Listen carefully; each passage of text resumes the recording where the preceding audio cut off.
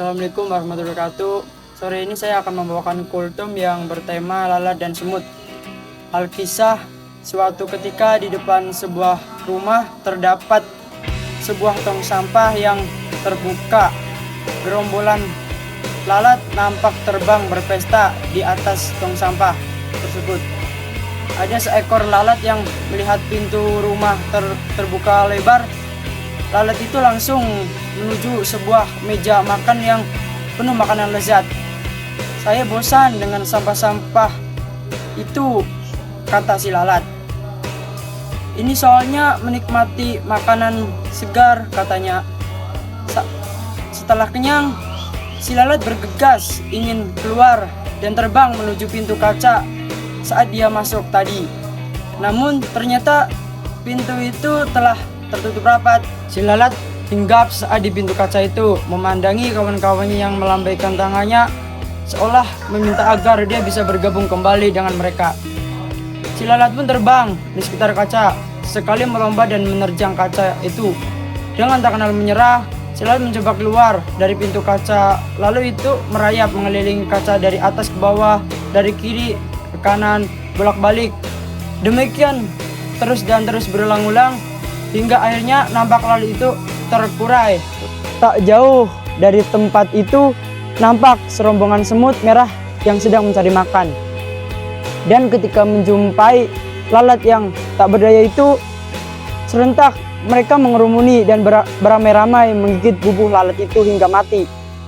Kawanan semut itu pun mengangkat bangkai lalat yang malang itu menuju sarang mereka. Dalam perjalanan, seekor semut kecil bertanya dengan rekannya yang lebih tua, "Ada apa dengan ini, Pak? Mengapa dia sekarat?" Semut yang lebih tua pun menjawab, "Oh, itu sering terjadi saja.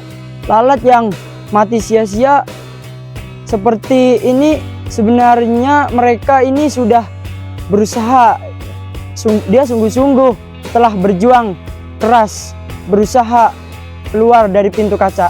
Namun ketika tak menemukan jalan keluar, dia frustasi dan kelelahan hingga akhirnya jatuh sekarat dan menjadi menu makan malam kita." Semut kecil itu pun menganggut-anggut, namun masih penasaran dan bertanya lagi, "Aku masih tidak mengerti, bukannya lalat itu sudah berusaha keras tanpa kenapa tidak berhasil?" Masih sambil berjalan dan memanggul bangkai lalat. Semut tua itu pun menjawab, "Lalat itu adalah seorang yang tak kenal menyerah dan telah mencoba berulang kali. Hanya saja dia melakukannya dengan cara-cara yang sama."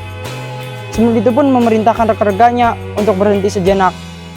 Seraya melanjutkan perkataannya, namun kali ini dengan mimik nada yang lebih serius. "Hai anak muda, ingatlah jika kamu melakukan sesuatu dengan cara yang sama, tapi mengharap hasil yang berbeda, maka nasib kamu akan seperti lalat ini. Para pemenang tidak akan melakukan hal-hal yang berbeda, tapi mereka hanya melakukan dengan cara yang berbeda. Lihatlah anak muda, di atas pintu kaca itu terdapat lubang ventilasi udara. Jika lalat itu konsentrasi dan membuka pikirannya, ia akan berhasil keluar."